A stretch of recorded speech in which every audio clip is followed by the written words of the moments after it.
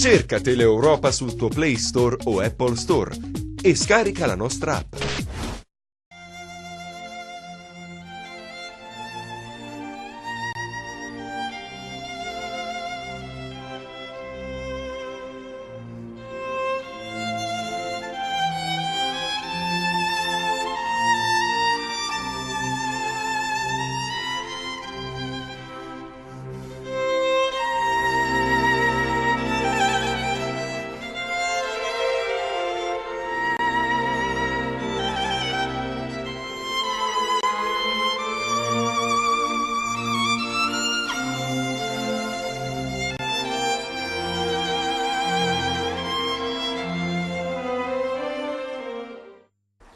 Bentrovati, nuovo appuntamento con la nostra agricoltura. Oggi ci occuperemo di tante tematiche, ad iniziare dalle opportunità per valorizzare la filiera dell'olivicoltura calabrese. Questo tra l'altro è stato un argomento al centro dell'incontro che si è svolto a Catanzaro, occasione anche per presentare la sesta edizione del Premio Verga. Intanto vado subito a salutare i nostri graditi ospiti, che sono la dottoressa Samantha Zelasco, ricercatrice CREA-OFA di Rende. Bentornata. Grazie. Bentornato anche al dottor Nino Iannotta, e saluto anche Elena Santilli, ricercatrice CREA-OFA sempre di Rende. Dottore Iannotta, come dicevo prima di andare in diretta con la nostra trasmissione, oggi beato tra le donne.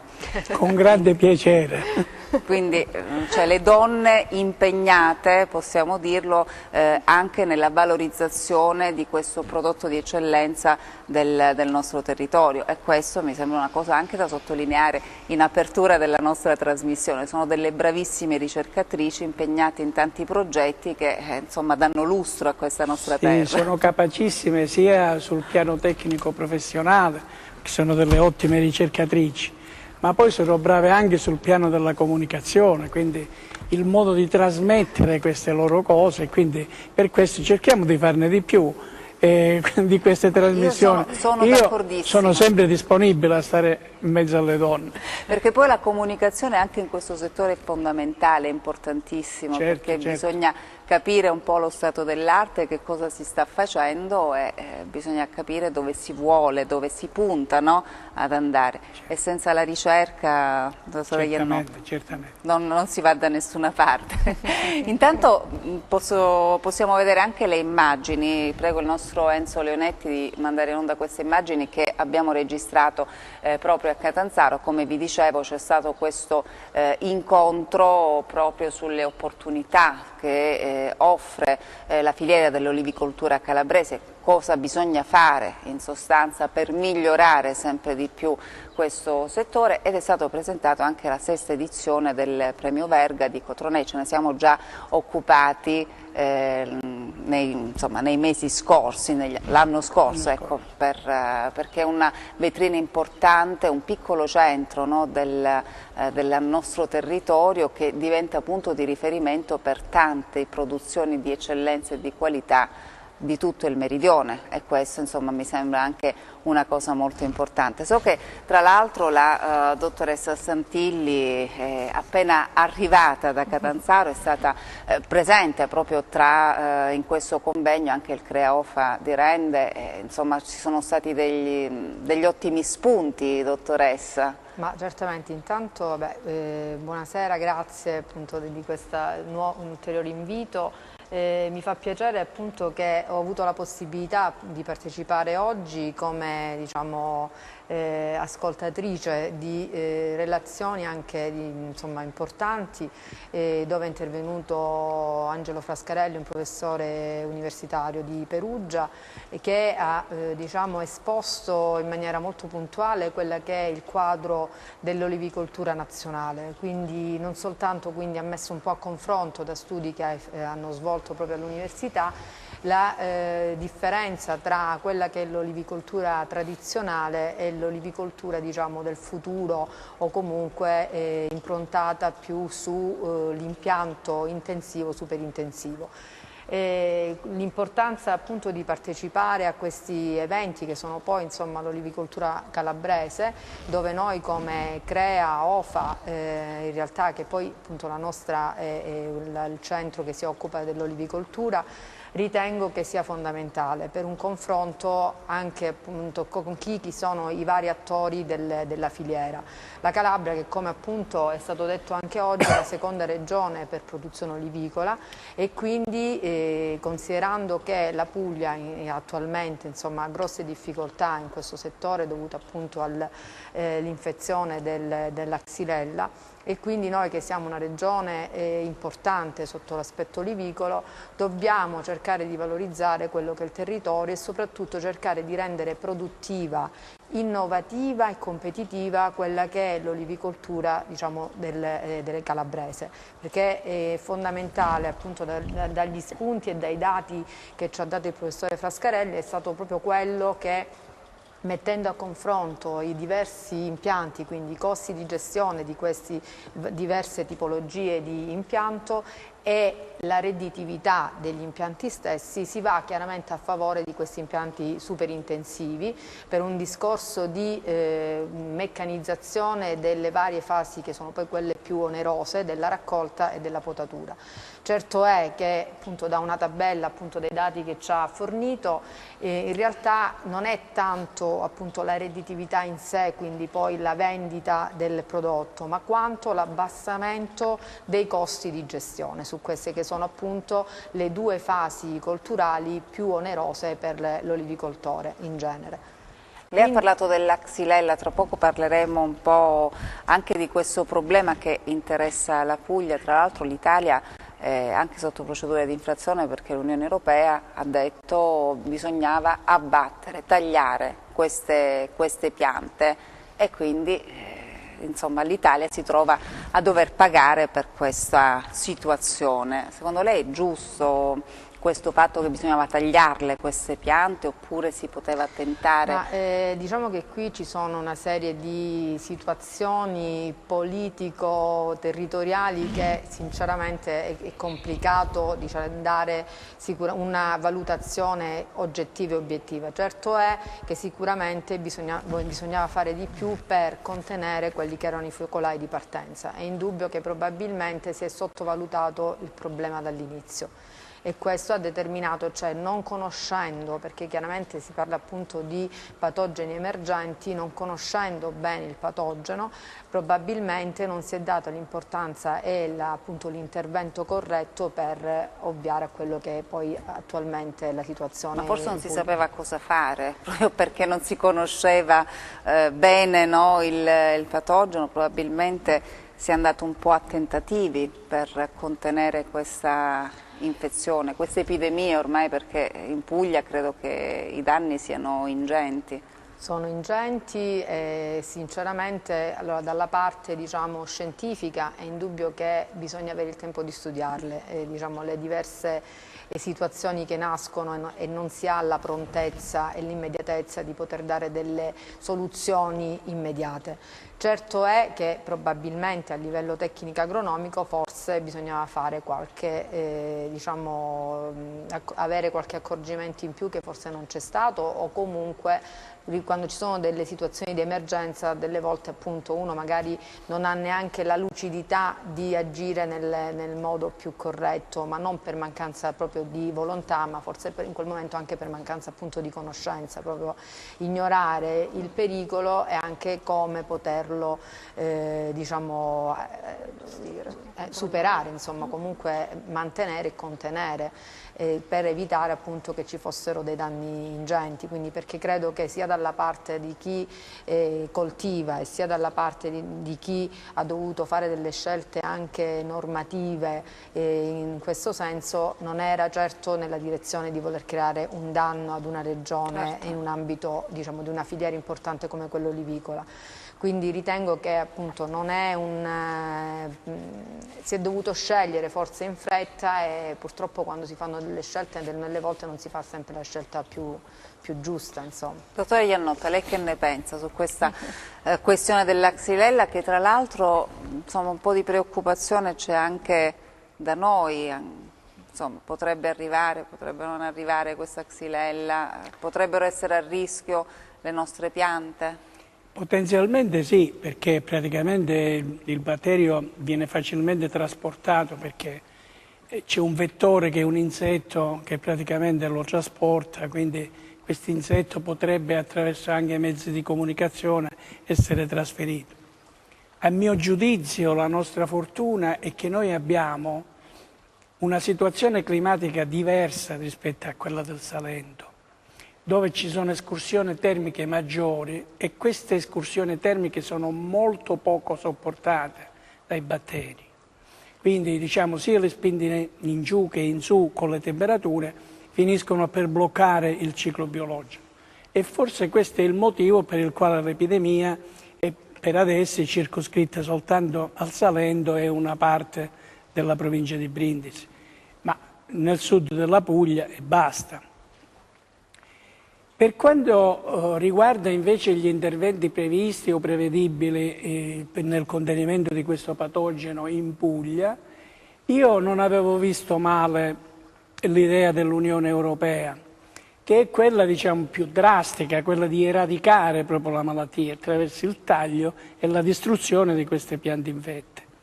A mio giudizio sarebbe stata anche un'occasione utile per modificare e trasformare l'olivicoltura del Salento, che è un'olivicoltura vecchia, dove praticamente ci sono queste piante abbastanza grandi, sesti molto larghi in impianto, quindi un'olivicoltura che avrebbe avuto bisogno di essere rinnovata.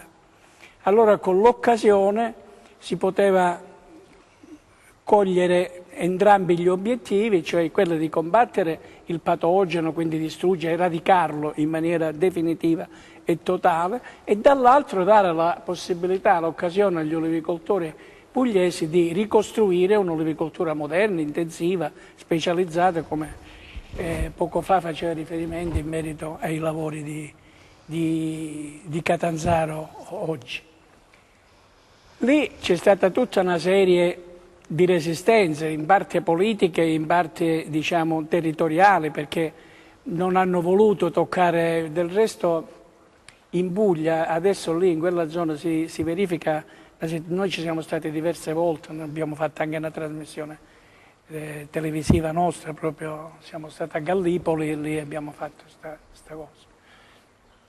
questa trasmissione, e abbiamo visto che praticamente lì c'è un grande mercato turistico, cioè i nord europei stanno acquistando le masserie, acquistano i terreni, acquistano le case coloniche per avere una maggiore qualità della vita. In parte sono agevolati dal fatto che c'è l'aeroporto a Brindisi e quindi loro hanno la possibilità di venire a fare i weekend o le feste giù in Puglia, e allora questo ha fatto enormemente lievitare i prezzi di quelle aziende conformate con quel paesaggio delle piante storiche, la cellina di Nardolo, gli Arola salentina, che sono cultivar di antico ceppo, però sono cultivar poco adatte a un'olivicoltura moderna di grande qualità. Anche l'olio che se ne ricava non è proprio eccellente, però loro tengono di più a questo aspetto turistico economico che non all'aspetto agricolo. Però il rischio è che l'infezione poi, insomma, questo batterio possa il rischio purtroppo andare avanti. Sì, tra l'altro è stato importato, giusto? Cioè non è, E infatti sta andando avanti, perché diciamo, prima era il focolaio, diciamo, la zona di maggiore infezione diciamo, era più ridotta, era soltanto una parte del Salento. Adesso il Salento è tutto ed è anche interessato una parte della provincia di Brindisi, quindi rimane circoscritta alla Puglia sicuramente, alla Puglia del Sud, però diciamo un pochino si sta allargando. Dottoressa Zelasco, quindi come diceva il dottore Iannotto, un po' la Calabria è protetta per il suo clima, no? dalla diffusione della xylella, però i cambiamenti climatici non c'entrano nulla no? sul fatto che possa esserci questa infestazione, chiamiamola così, perché come dicevamo è stato importato, quindi sicuramente non era originario della Puglia la xylella, ma sarà arrivata con qualche dall'America. No, arriva, esatto, è un patogeno esotico, quindi è arrivato ed è un ceppo completamente nuovo, per cui quello che diceva anche la dottoressa Santilli, la difficoltà di riconoscere anche la causa di questo deperimento delle piante è stata, quindi si è trascorso un po' di tempo nel capire esattamente che ceppo fosse e quindi con che cosa si aveva a che fare. Per cui questo è stato, diciamo, una delle ragioni per cui si è tardato un po'. Poi è stato un po' strumentalizzato, come diceva il dottor Iannotta, il discorso della xylella, perché qualcuno sosteneva addirittura che non esistesse, che fosse un'invenzione da Monsanto, cioè sono state, diciamo, create anche un po' storie fantasiose intorno a questo patogeno, e quindi è stato essendoci molta strumentalizzazione, ovviamente tutto ciò ha rallentato il percorso di mantenimento e di controllo e soprattutto della gestione del controllo del patogeno. Sono stati fatti 1000 ricorsi, per cui chi aveva cominciato a tagliare le piante si è dovuto fermare. Probabilmente se si fosse agito prima e tempestivamente si sacrificavano quelle 10-13 mila piante infette, con ovviamente magari quelle, diciamo, immediatamente vicine a quelle già infette, però avremmo potuto già contenere notevolmente il danno. Invece siamo adesso in una fase in cui anche economicamente diventa molto, molto complicato controllare il patogeno. E quindi ritengo che la situazione del Salento sia a dir poco drammatica. Ovviamente per il richiamo dell'Unione Europea, sì, infatti l'Unione Europea ovviamente ci sta facendo pagare. Per essere tagliate poi alla fine. Assolutamente, per cui però ovviamente io mi spendo a favore della ricerca, perché gli stessi nostri colleghi della pugliesi che hanno avuto, diciamo, in mano la gestione del patogeno in termini appunto di ricerca scientifica sono stati fortemente ostacolati anche loro, erano arrivati comunque a conclusioni corrette e sono state messe in discussione, e pertanto anche lo stesso CREA si è schierato dalla loro parte, ha preso una posizione molto ferma da un punto di vista scientifico e abbiamo sostenuto i colleghi pugliesi e tuttora li sosteniamo e vorremmo cercare anche di affiancarli in termini di ricerca. E il principale orientamento da questo punto di vista è sicuramente lavorare sulla pianta, perché come diceva il dottor Iannotta, nel Salento abbiamo 2 varietà fondamentalmente, che sono l'Erola salentina e la Celina Nardò. Quindi questa scarsa biodiversità presente ha contribuito a diffondere il patogeno, perché sono 2 varietà estremamente suscettibili, per cui siamo alla ricerca di varietà tolleranti o addirittura resistenti a livello genetico, e si stanno già facendo delle prove, dei campi sperimentali in Puglia. Inoltre si sta anche orientando la ricerca verso non soltanto delle varietà già note, ma anche verso incroci di olivo, quindi delle varietà tra virgolette nuove o potenziali nuove varietà che derivano da incrocio, e si stanno testando e a quanto pare sembra anche con buoni risultati. Per cui questo è un po' l'orientamento, quello che si sta cercando di fare, e poi dall'altra parte c'è un discorso proprio di controllo del patogeno con dei prodotti fitosanitari a basso impatto ambientale. Quindi questi sono un po' a grandi linee gli orientamenti che rientrano anche nel piano olivicolo nazionale, e che come CREA affronteremo e che in parte già stiamo affrontando, ecco, affiancando i colleghi della Puglia. Quindi si crea questa sinergia, per cui testeremo anche le varietà calabresi, ecco, nella valutazione della tolleranza al patogeno, perché questo è un aspetto fondamentale, anche perché si previene in questo modo ovviamente la diffusione.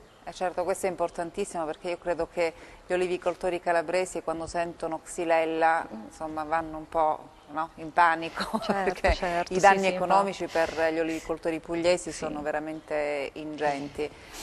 Insomma, ci sono delle piante distrutte, insomma, una produzione che è stata dimezzata. Questa è assolutamente una cosa che dobbiamo assolutamente cercare di controllare, di limitare il danno. Ovviamente nel Salento stiamo perdendo un patrimonio a livello paesaggistico e culturale enorme ed è di inestimabile valore, quindi c'è anche questa, non è solo un danno economico, ma è anche proprio un danno storico, direi. Certo.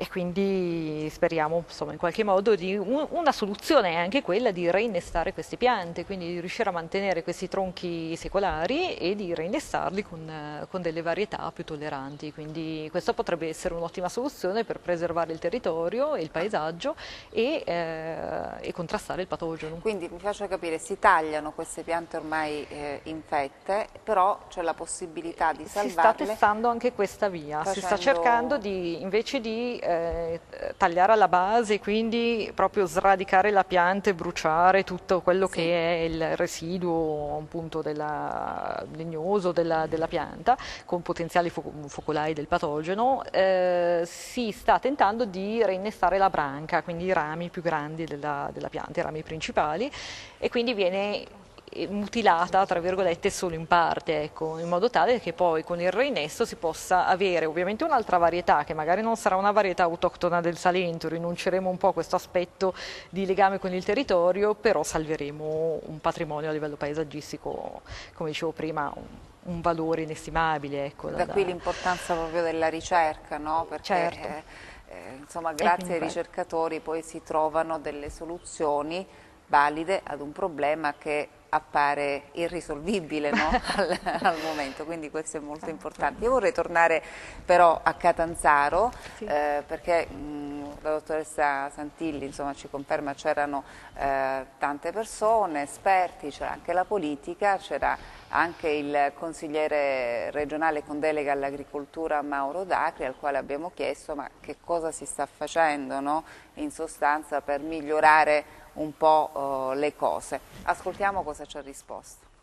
Allora, noi abbiamo iniziato dopo di mesi proprio con le OP, quindi del settore dell'olivicoltura calabrese, dove abbiamo fatto un tavolo permanente, ci stiamo incontrando periodicamente ogni mese per affrontare varie problematiche. Siamo partiti dal problema del riconoscimento delle OP che abbiamo avuto, con loro ne abbiamo parlato, abbiamo sostenuto al Ministero le nostre tesi, grazie a Dio siamo riusciti a far riconoscere tutte le OP e quindi stiamo snocciolando insieme a loro, perché noi, dice bene, noi siamo la seconda regione produttrice dell'olio d'oliva, però il nostro olio magari va via per tagliare gli altri oli, quindi noi ne imbottigliamo una minima parte e su questo si sta lavorando per aggregare il prodotto. Poi abbiamo questo importante riconoscimento, l'ICP, quindi c'è il consorzio, tutto il riconoscimento che è la carta d'identità dell'olio, e insieme a loro e alla certificazione noi potremmo dare uno slancio a questo settore.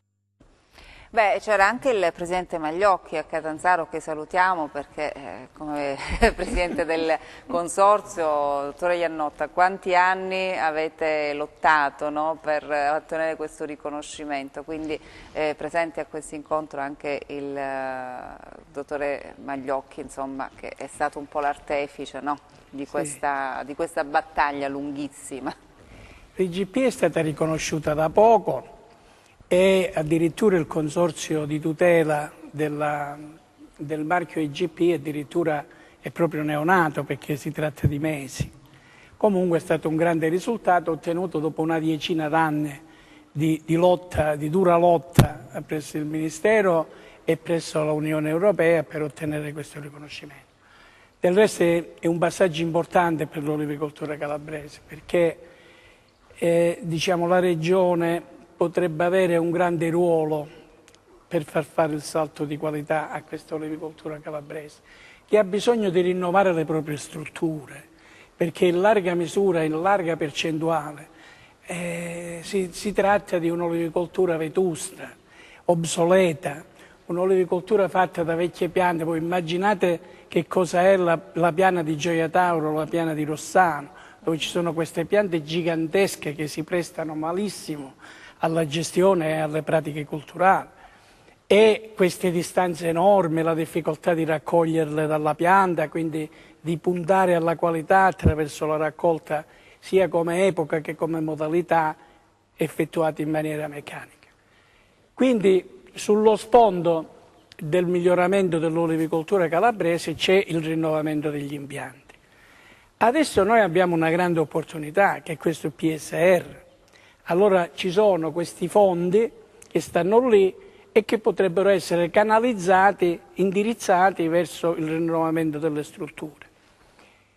Le notizie che ci giungono dall'utilizzazione di questo PSR non sono molto positive, perché non si sa perché, ma le imprese calabresi o per l'eccessiva burocratizzazione della regione, eccetera, non riesce a sfruttare appieno tutti i finanziamenti che l'Unione Europea mette a disposizione delle regioni e quindi in questo caso della regione Calabria. È solo una minima parte che viene effettivamente utilizzata e invece sarebbe una grandissima opportunità, perché il rinnovamento delle strutture produttive e gli obiettivi del miglioramento qualitativo dell'olio camminano su un binario parallelo, quindi diciamo la progressione dell'uno favorisce la progressione dell'altro.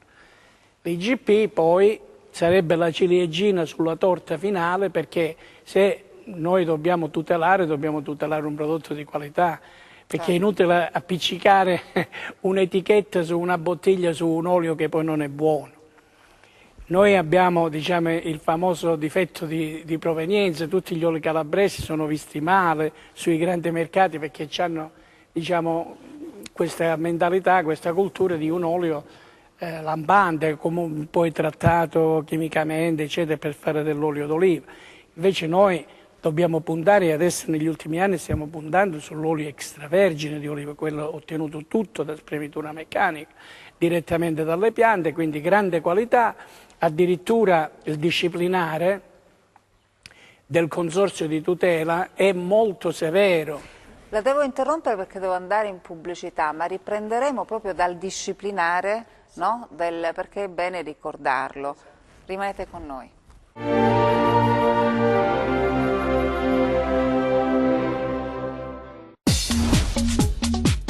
Cerca Teleeuropa sul tuo Play Store o Apple Store e scarica la nostra app.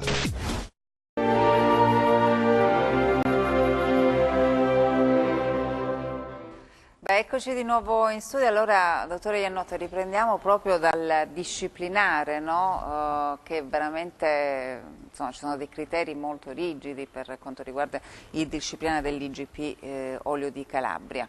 Ricordiamolo perché ne abbiamo parlato più volte, però questo è bene ricordarlo anche ai nostri telespettatori, non solo per i produttori ma anche per chi poi va a comprare, no, l'olio di oliva extravergine di oliva di qualità calabrese, ecco perché è importante. Ma certo, infatti è stato concepito questo disciplinare, io posso dirlo perché facevo parte della commissione scientifica, tecnico-scientifica che ha redatto, diciamo, questo disciplinare, è stato volutamente fatto in maniera molto rigorosa, sotto tutti gli aspetti della qualità, perché la qualità ha diverse sfaccettature. Quindi a partire dai parametri commerciali si è scesi dallo 0,8 che era, diciamo, il limite massimo di acidità libera per gli extravergini, per l'IGP si è sceso a 0,5. Il numero di perossidi, che sono i fenomeni di ossidazione, quindi di irrigidimento, di svalutazione della qualità dell'olio, sono scesi da 20 a 12 i massimi. Molta attenzione è stata data anche, diciamo, agli aspetti della qualità nutrizionale e la qualità salutistica. Allora l'acido oleico non può essere inferiore al 70%. Per quanto attiene, diciamo, gli aspetti salutistici, i polifenoli non possono essere inferiori a 200, che è un limite abbastanza altino, soprattutto per le cultivar calabresi.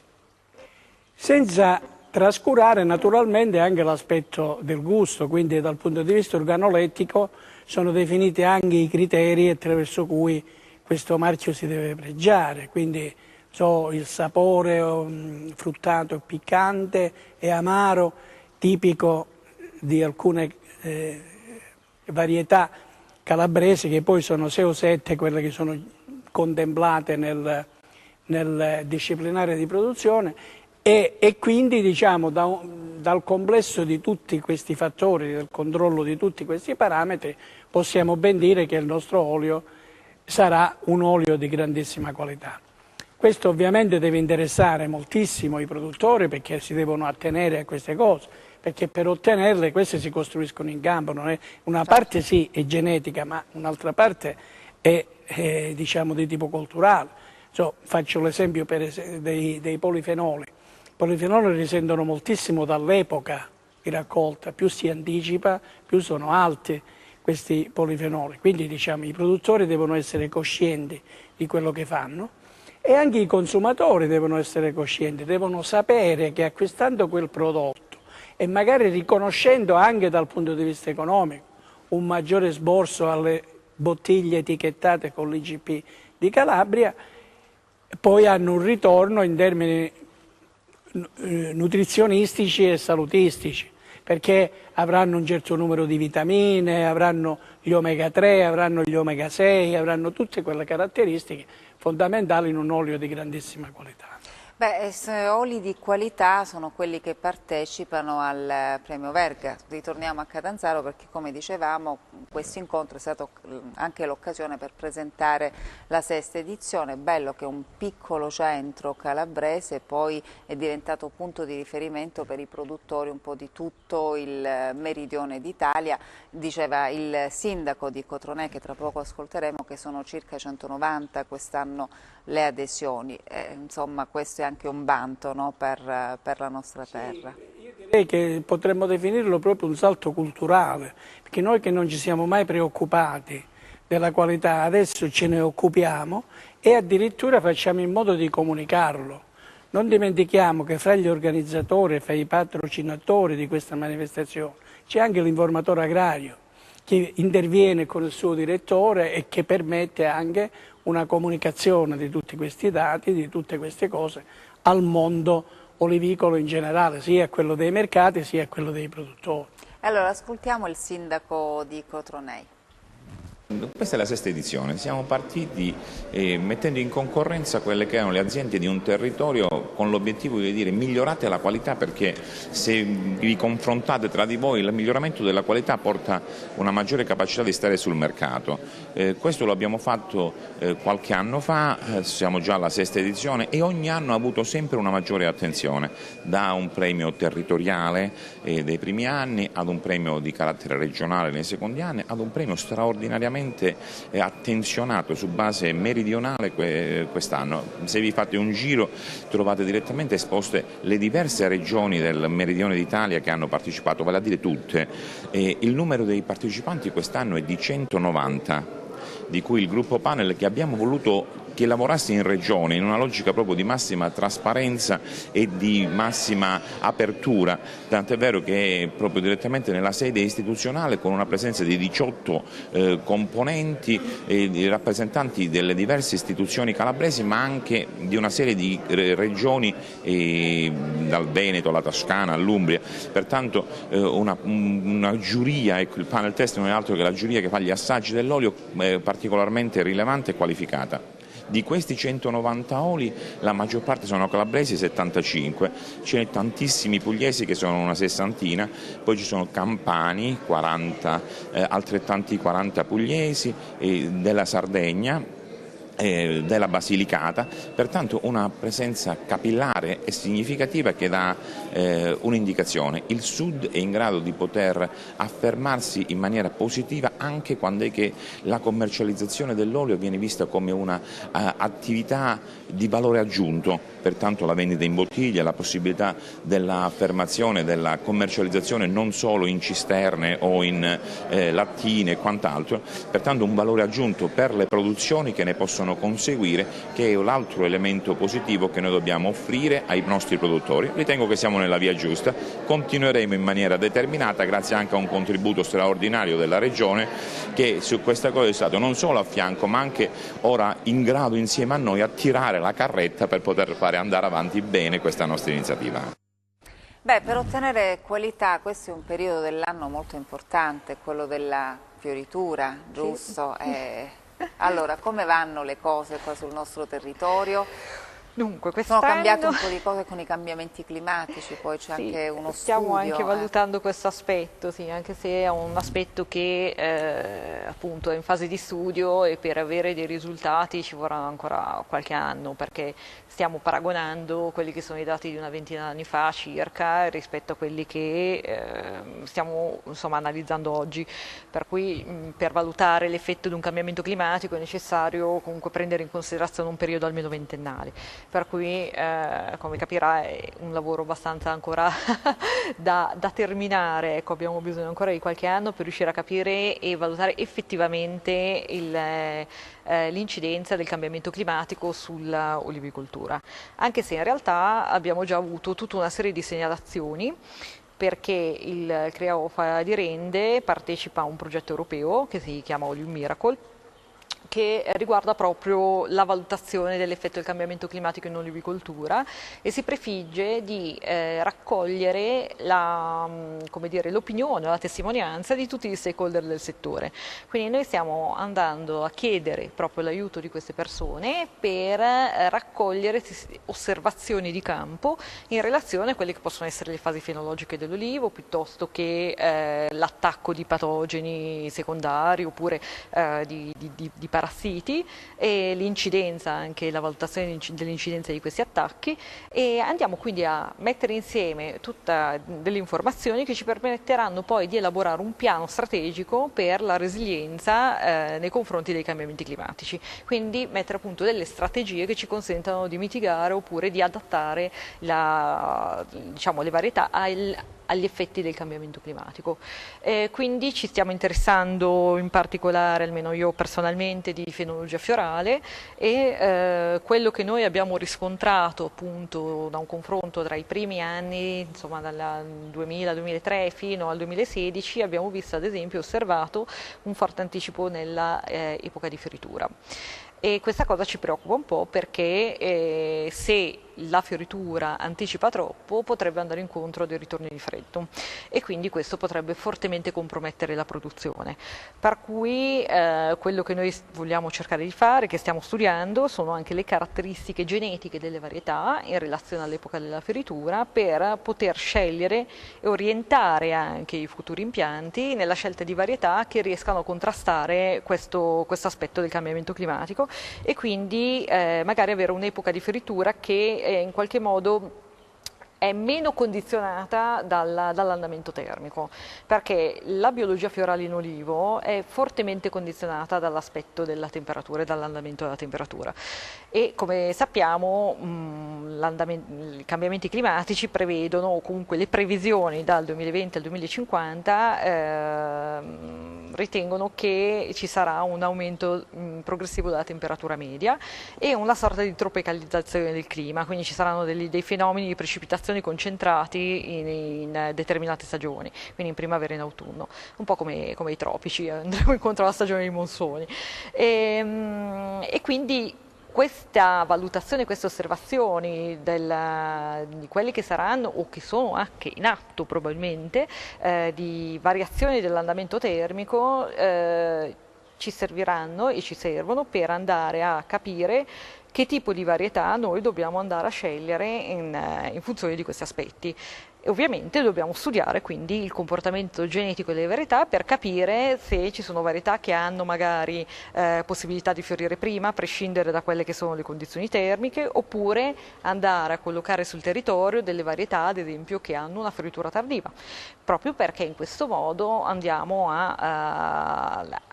comunque ad allungare il periodo della fioritura e quindi se climaticamente la temperatura tende ad anticipare la fioritura, la varietà contrasta questo aspetto, geneticamente, andando a fiorire un pochino più tardi. Quindi questi sono tutti studi che noi stiamo facendo e ripeto, appunto, per riuscire a ottenere i risultati ci vuole comunque un po' di tempo, perché dobbiamo andare a studiare il comportamento della varietà in relazione all'andamento climatico su più anni. Comunque abbiamo già in qualche modo delle indicazioni, abbiamo già ad esempio nel nostro campo collezione una serie di varietà che sappiamo per certo che sono più resilienti nei confronti dei cambiamenti climatici, quindi non risentono molto della variazione della temperatura, e abbiamo varietà che comunque rispetto alla media che viene considerata ad esempio la varietà frantoio, che ha un'epoca di fioritura in un'epoca intermedia, abbiamo proprio una serie di varietà che fioriscono molto precocemente e molto tardivamente, e questo ci aiuta appunto tantissimo, come dicevo prima, nell'orientamento varietale. Un aspetto anche molto importante del cambiamento climatico in corso è il discorso della riduzione, cioè dell'aumento della temperatura media. media. Questo che cosa significa? Significa che noi abbiamo degli inverni più miti. Inverno più mite significa che anche che l'olivo già di per sé non è una specie come le specie a foglia caduca che vanno incontro a una dormienza vera e propria, si parla già di pseudodormienza, ma comunque in ogni caso l'olivo è una specie che ha bisogno di freddo. Anche se è una tipica del clima mediterraneo, però in ogni caso ogni varietà ha un suo fabbisogno in freddo. Il fabbisogno in freddo perché è importante? È importante perché è uno degli aspetti chiave per influenzare la fioritura, cioè uno dei processi che incide maggiormente sullo sviluppo del fiore, cioè in particolare di una fase che si chiama iniziazione fiorale. Se la varietà non incontra e non soddisfa il suo fabbisogno in freddo, possono esserci delle anomalie nello sviluppo della gemma fiore e quindi nello sviluppo del fiore. Per cui questo è un aspetto che ovviamente ci preoccupa tantissimo e, torno a dire, studiando il comportamento genetico delle varietà e quindi anche studiando quello che è quantitativamente il fabbisogno in freddo delle varietà, saremo in grado di contrastare anche questo aspetto. Anche dal punto di vista dei patogeni, no? Insomma, certo. Questi cambiamenti climatici incidono molto, insomma, abbiamo... È indubbio che chiaramente variano tante cose e in alcune situazioni diciamo, diventano quasi un vantaggio per l'olivicoltura, come l'esempio della mosca, perché quando poi le temperature sono molto alte chiaramente non vi è la presenza, insomma, e quindi non ci sono i danni da mosca che sono diciamo, forse il principale insetto dannoso per appunto proprio l'oliva e quindi la produzione poi dell'olio. Indubbio che la parte, cioè il cambiamento climatico in sé ovviamente crea degli spostamenti o comunque si tende appunto come diceva la dottoressa Zelasco a avere l'olivo praticamente con queste temperature miti in continua diciamo, vegetazione, quindi questo ovviamente determina la possibilità di avere maggiore impatto da parte anche di patogeni, per esempio fungini, che vanno a trovare un ambiente molto più idoneo, come appunto temperature più elevate, microclimi, diciamo, dove si creano anche per le abbondanti piogge umidità elevata, quindi sviluppo per esempio come potrebbe essere l'occhio di pavone che determina poi se non diciamo, si interviene con trattamenti a base di rame la perdita anche appunto una defoliazione della pianta stessa e quindi un danno produttivo alla pianta. È chiaro che la gestione dell'olivicoltura deve essere vista, è vero, in funzione del cambiamento climatico, ma è anche vero che deve essere diciamo, seguita una gestione che sia equilibrata sotto tutti diciamo, gli aspetti agronomici, quindi che poi è l'irrigazione, i trattamenti fitosanitari, la potatura, cioè sono tutte diciamo, delle tecniche che necessitano affinché la pianta abbia un equilibrio e quindi sia anche diciamo, risponda bene a determinate cioè, interventi e che quindi va rivisto diciamo, un po' la gestione perché la pianta di olivo si è vista un po', si viene definita come una pianta rustica, è vero e anche in molti casi appunto non vi è la presenza per esempio degli impianti di irrigazione, ma questo diciamo che deve essere un po' diciamo, superato e bisogna considerare proprio l'olivicoltura come ormai appunto una frutticoltura diciamo, no? generale dove tutti gli elementi agronomici sono fondamentali e proprio in virtù proprio di oggi in altri dati che appunto ha dato il professore Frascarelli è stato proprio quello, ha fatto vedere una cartina dell'Italia dove appunto si sta discutendo adesso della nuova PAC e si è visto che allo stato attuale l'Italia diciamo, ha una distribuzione diversa proprio in virtù dei titoli nelle varie colture e che diciamo, gli olivicoltori sono quelli che ad oggi hanno degli importi più elevati delle quote PAC. Ma nella prossima quindi, politica agricola comune molto probabilmente si avrà un'uniformità di quote e quindi questo andrà ovviamente sempre a scapito degli olivicoltori che sicuramente con la parte economica derivante dai titoli riescono a sopperire ai costi elevati di gestione, ma nello stesso tempo deve far pensare all'olivicoltore che appunto bisogna indirizzarsi verso un'olivicoltura di qualità che vada a essere maggiormente quindi rispondente rispondente a livello commerciale, quindi remunerativo, e affinché possa essere mantenuto un'olivicoltura di elevata qualità a livello calabrese, ma in generale a questo punto a livello nazionale, perché toccherà a tutti gli olivicoltori, quindi non sarà solo per noi calabresi.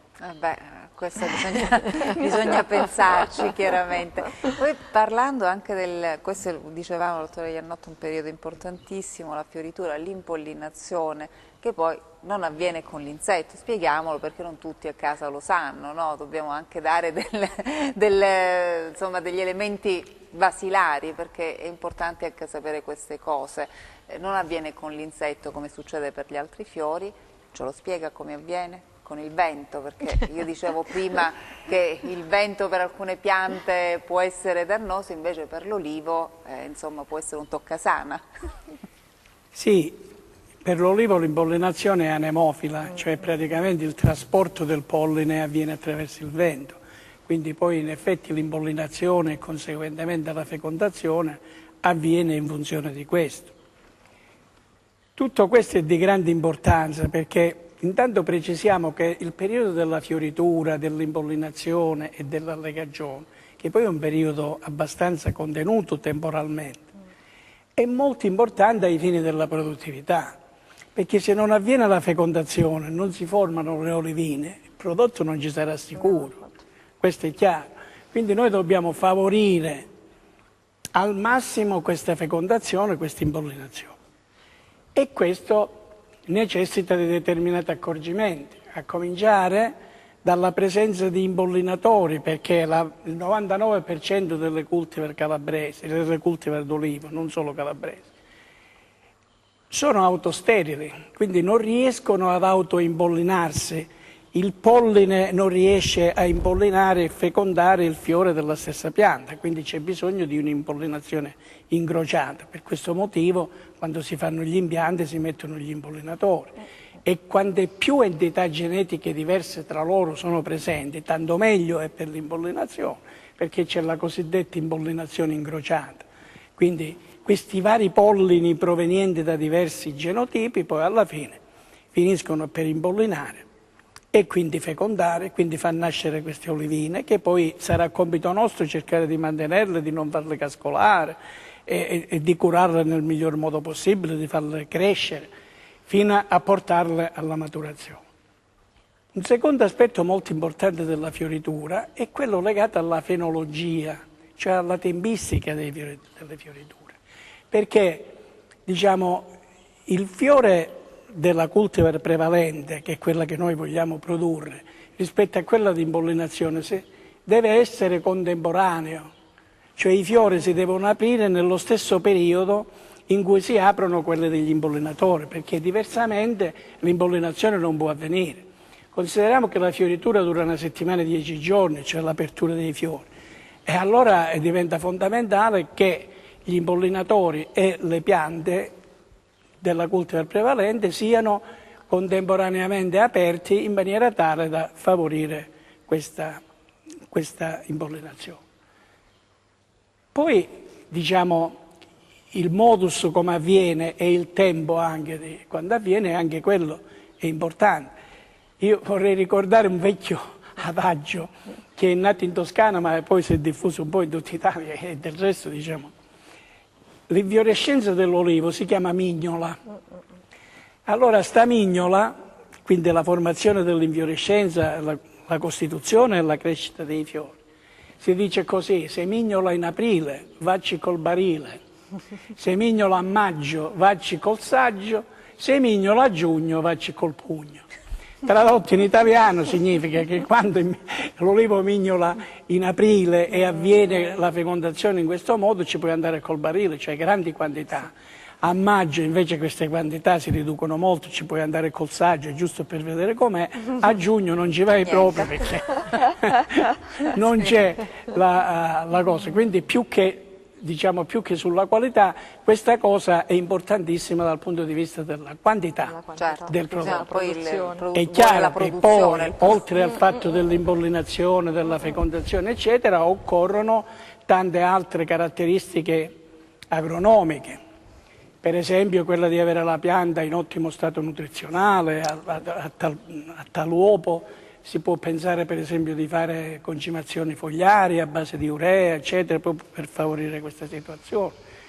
Un'altra pratica culturale di grande interesse per il periodo della fioritura è quello dello sfalcio delle erbe sui terreni inerbiti, perché quelle provocano competitività sul piano idrico e anche sul piano nutrizionale, perché asportano acqua e nutrienti dal terreno che invece andrebbero utilizzate verso le piante dell'olivo. Quindi diciamo l'olivicoltore deve essere molto attento in questa fase a fare in modo che tutte queste cose si realizzino nel miglior modo possibile. Anche la stessa potatura effettuata temporalmente prima della fioritura è molto importante, perché nel momento in cui è stata fatta, se è stata fatta bene, favorirà nel miglior modo possibile il modo di catturare la luce da parte delle foglie, quindi di stimolare la fotosintesi clorofilliana, quindi di avere una maggiore potenzialità nutritiva da parte della pianta proprio nei confronti di questi frutticini che appena nati come i bambini, diciamo. Dirò anche un'altra cosa, che è un fenomeno... Siamo in chiusura, velocemente. Un fenomeno che spesso si verifica nelle infiorescenze dell'olivo è quello dell'aborto dell'ovario. Cioè l'ovario dei fiori femminili molte volte finisce per abortire per una di queste, un po' per cause genetiche e un po' per una di queste cause che abbiamo citato, quindi la possibilità di avere acqua, di avere nutrienti, eccetera. Allora cercare di contenere questo aborto dell'ovario in percentuali molto basse significa incrementare la percentuale di allegagione e quindi avere una produzione enormemente maggiore. Il doppio, passare dal 2 al 4% significa fare, anziché 50 quintali, fare 100 quintali in un ettaro di olivo. E mi devo fermare, dottore Iannotta, mi dispiace perché è una conversazione molto interessante, abbiamo appreso tantissime cose, comunque il tempo a nostra disposizione è terminato, ringrazio le nostre ospiti, continuate con la ricerca perché è importantissima e noi ci vediamo alla prossima, arrivederci.